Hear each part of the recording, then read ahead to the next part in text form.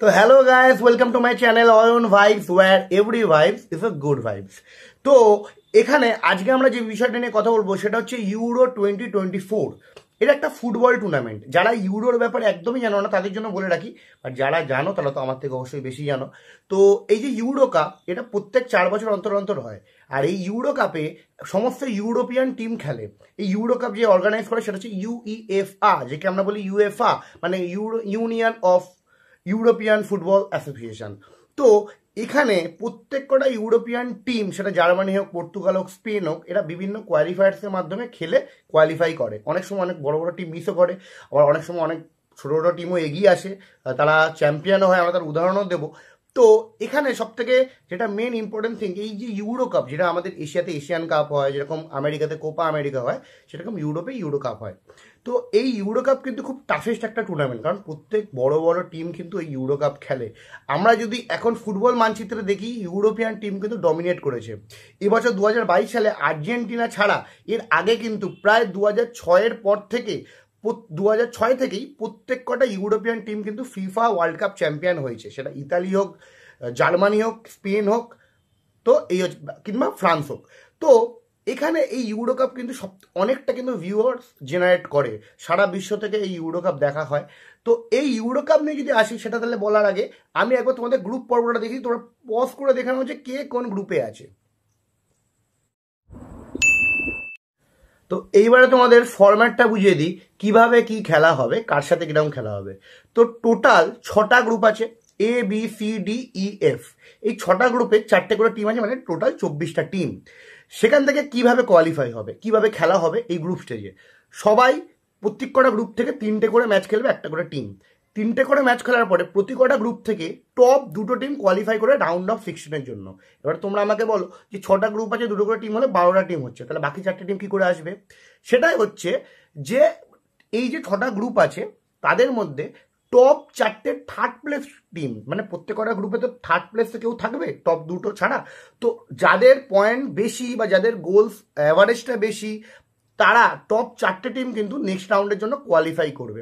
এরকম কিন্তু একটা স্ট্যাট দিয়ে রাখি, পর্তুগাল 2016 সালে কিন্তু এই থার্ড টিম হয়ে, নিজেদের গ্রুপে থার্ড বেস্ট টিম হয়ে কিন্তু কোয়ালিফাই করেছিল। পরে তারা চ্যাম্পিয়নও হয় এবং রোনাল্ডোর আমরা সেলিব্রেশন দেখতে পাই, যে মেসির আগেও ইন্টারন্যাশনাল কাপ নিয়ে চলে যায়। তো এবারে আসা যাক যে কিভাবে কি খেলা হবে এবং এই গ্রুপ স্টেজে কোন গ্রুপটা সব থেকে কঠিন এবং কোন গ্রুপটা সব থেকে ইজি। তো এইবারে ইউরো 2024 হোস্ট করছে জার্মানি। তো জার্মানিরই প্রথম ম্যাচ, মানে দর্শক তো রেগে যাবে। তো জার্মানি গ্রুপ এতে আছে জার্মানি, হাঙ্গেরি, আমাদের সুইজারল্যান্ড এবং আছে আমাদের স্কটল্যান্ড। তো এই গ্রুপটা কিন্তু তুলনামূলক ইজি। জার্মানির কিন্তু টপ করার কথা, যদি টপ না করে তাহলে কিছু বলার নেই, কারণ টপ করলে কিন্তু, গ্রুপ টপ করলে কিন্তু ইজি প্রতিপক্ষ পাবেই। ঠিক আছে, সেক্ষেত্রে থার্ড প্লেস টিমের মধ্যে কিন্তু থার্ড প্লেস যে থাকবে না, তাদের সাথে কিন্তু খেলা করতে পারে। তো সেক্ষেত্রে জার্মানির সুবিধা। আর জার্মানি যে টিমটাও আছে, তো এ অনেকটা অভিজ্ঞ টিম। ঠিক আছে, তো সেক্ষেত্রে কিন্তু জার্মানি টপ করার কথা, যেহেতু ঘরের মাঠে খেলা হচ্ছে। আর আমার কাছে যে গ্রুপ অফ ডে, সেটা হচ্ছে 2টো গ্রুপ। একটা হচ্ছে গ্রুপ বি, একটা হচ্ছে গ্রুপ ডি। গ্রুপ ডিতে কারা কারা আছে? স্পেন, ক্রোয়েশিয়া, আমাদের ইতালি আর আলবেনিয়া। তো এই গ্রুপটা যখন তৈরি হয়েছিল, কোনো কিছু খুশি হতে পারেনি, কারণ এই যে 3টে টিমের নাম বললাম, তো 3টে টিমই চ্যাম্পিয়ন টিম। ঠিক আছে, তো ক্রোয়েশিয়া তো কিছু বলারই নেই, এইসব ইভেন্টে একদম কিভাবে যে তারা কামব্যাক করে, কিভাবে চলে আসে জানার নেই। তো এক্ষেত্রে কিন্তু আমি এগিয়ে রাখবো অবশ্যই আগের হচ্ছে চ্যাম্পিয়ন ইতালিকে। তো কিন্তু ইতালি যেহেতু অতটা ভালো ফর্মে নেই, বাট ইতালি প্লেয়ার একটা প্যাশন আছে। যখন ন্যাশনাল অ্যান্থেম হয় না, পুরো একটা প্যাশন দিয়ে করে, মানে একদম মানে মাঠে যাবে ব্যাস। সেইভাবে কিন্তু 2020 তারা জিতেছিল বলতে গেলে হয়। বাট এবারে স্পেনও কিন্তু চমক দিতে পারে, অনেক নতুন নতুন তারকা আছে, লা মাসিয়া থেকে উঠে আসা প্লেয়ার আছে, গাবি, পেড্রি, বহু ভালো ভালো প্লেয়ার আছে, সাথে সাথে ভালো কোচও আছে। সেক্ষেত্রে কিন্তু স্পেনের টিকি টাকা কিন্তু একটু ভারী হতে পারে। বাট সারপ্রাইজিংলি যদি আলবেনিয়া চলে আসে তখন, তো সেক্ষেত্রে বলা যায় না এইসব গ্রুপে কি হতে পারে। বাট চান্স আছে আলবেনিয়া না আসা। 3টে টিমই কিন্তু নিজেদের সেরাটা দিয়ে, এখানে কিন্তু যে থার্ড প্লেস টিম হবে না, এই গ্রুপ থেকে দেখতে হবে। আর একটা যে গ্রুপ ডি, সেটা হচ্ছে group of death, group D. সেটাই আছে হচ্ছে পোল্যান্ড, নেদারল্যান্ড, ফ্রান্স আর অস্ট্রিয়া। 4টে টিমই একদম শক্ত টিম। ফ্রান্স তো রানার্স আপ, আমাদের ফিফা ওয়ার্ল্ড কাপের ফ্রান্সের টিম যা সে আমি কি বলবো, মানে প্লেয়ারদের দেখলে মনে হয় অন্য প্লেয়াররা ভয় নামতে পারবে না। কুলুমানি, এমবাপে, জিরুড, গ্রিয়েজম্যান, এবার তো কান্তেও চলে এসছে, ওয়ার্ল্ড কাপে খেলেনি, তো পুরো পাওয়ার প্যাক টিম। মানে এইখানে সুবিধা, বাট পোল্যান্ডের টিমও ভালো আর নেদারল্যান্ডের টিম বিশাল ভালো টিম। সেক্ষেত্রে নেদারল্যান্ড কিন্তু একটা ডার্ক হর্স আমি এবারে ধরে রেখেছি। আর সব থেকে যদি আমার মতে ইজি টিম হয় তাহলে আর কে হবে, সেটা হবে যে গ্রুপে পর্তুগাল আছে সেই গ্রুপটাই ইজি হবে। বাট আমি এত রোনাল্ডো ফ্যান, বাট তাও বলবো পর্তুগাল কিন্তু এই গ্রুপে টপ করা উচিত। রোনাল্ডোকেও কিন্তু আমাদের প্রথম থেকে স্টার্ট করা উচিত, ইগোল লড়াই না করে। রোনাল্ডো এখনও বুড়ো আরে ভেলকি দেখাচ্ছে, অলরেডি একটা গোল করে দিয়েছে, ওইসব ইগো ক্লাস সরিয়ে দাও, আমাদের রোনাল্ডোকে স্টার্ট করাতেই হবে, না হলে কিন্তু হবে না। রোনাল্ডোকে যত গেম টাইম পাবে তত বেটার, কারণ প্রপার স্ট্রাইকার পর্তুগালে নেই, যতই বলা হোক গনসালো রামোস, হবে না, রোনাল্ডোই লাগবে। তো সেক্ষেত্রে কিন্তু পর্তুগালের গ্রুপে আছে আমাদের পর্তুগাল আছে, জর্জিয়া আছে, তুর্কি আছে, আর চেক রিপাবলিক আছে। তুলনামূলক পর্তুগালের টপ হওয়ার কথা। তো এই ছিল গ্রুপের ব্যাপারে। তো আমার কাছে এই ইউরোতে যদি কোনো টপ স্টার, যদি সে ব্যক্তিগত বা সে যদি ব্যক্তিগত অ্যাওয়ার্ডে সে সম্মানিত হতে পারে, সে এবারে সেরা পারফরমেন্স দিতে পারে, সেটা none other than the tattle boy Kylian Mbappe. Kylian Mbappe কিন্তু এইবারেই রিয়াল মাদ্রিদে জয়েন করেছে, সে কিন্তু দেখাতে চাইবে যে সে কোন জাতের প্লেয়ার। কিলিয়ান এমবাপে কিন্তু অলরেডি ফিফার গোল্ডেন বুট পেয়েছে আগের ফিফার ওয়ার্ল্ড কাপেই। তো সেক্ষেত্রে কিন্তু কিলিয়ান এমবাপের একটা সুযোগ আছে। বাট কিলিয়ান এমবাপে ছাড়া যদি এবারের ইউরোতে কেউ ভালো ফল করতে পারে ব্যক্তিগত স্তরে, সেটা হচ্ছে আমাদের ফিল ফডেন। ম্যানচেস্টার সিটি হয়ে এবারে অসাধারণ ফুটবল খেলেছে, কিছু বলার নেই, একদম মানে গোলের পর গোল, অ্যাসিস্টের পর অ্যাসিস্ট করেছে। তো সেক্ষেত্রে প্রিমিয়ার লিগ জেতার ক্ষেত্রেও কিন্তু ফোডেনের ভূমিকা অনস্বীকার্য। আর যদি কোনো প্লেয়ার থাকে হ্যারিকেন, অবশ্যই এবারে সব থেকে বেশি ইউরোপিয়ানে গোল্ডেন বুট পেয়েছে, সব থেকে বেশি গোল করেছে।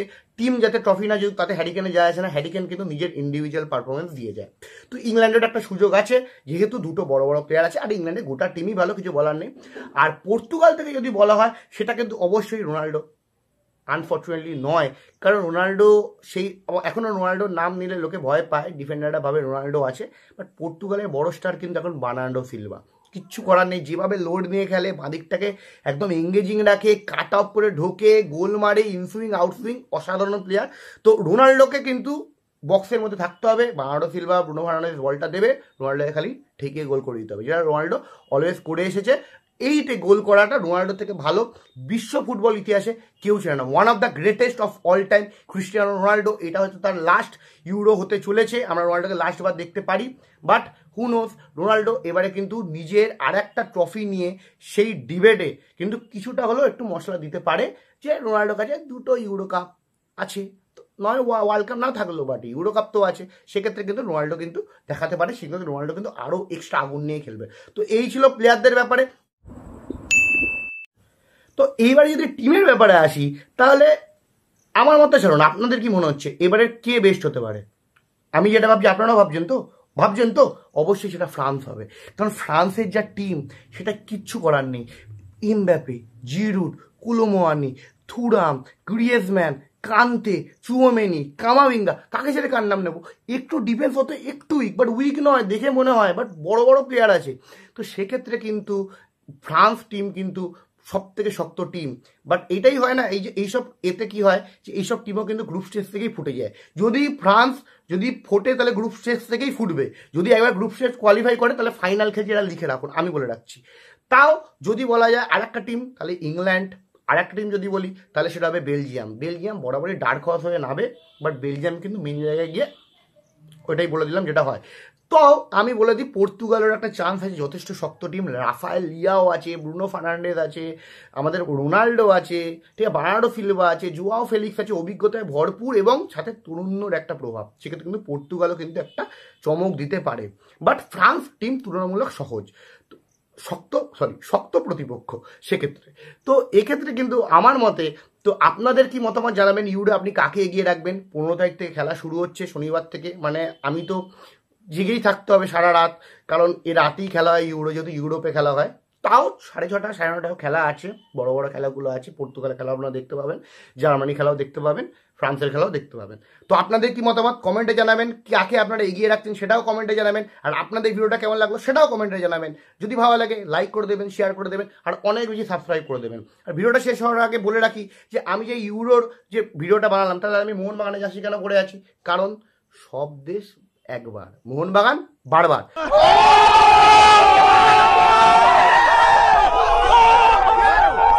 তো এখানে ভিডিওটা শেষ করলাম। ভালো লাগলে একটা লাইক, শেয়ার, সাবস্ক্রাইব করে দেবেন। তো hello guys, welcome to my channel Ayan vibes. এখানে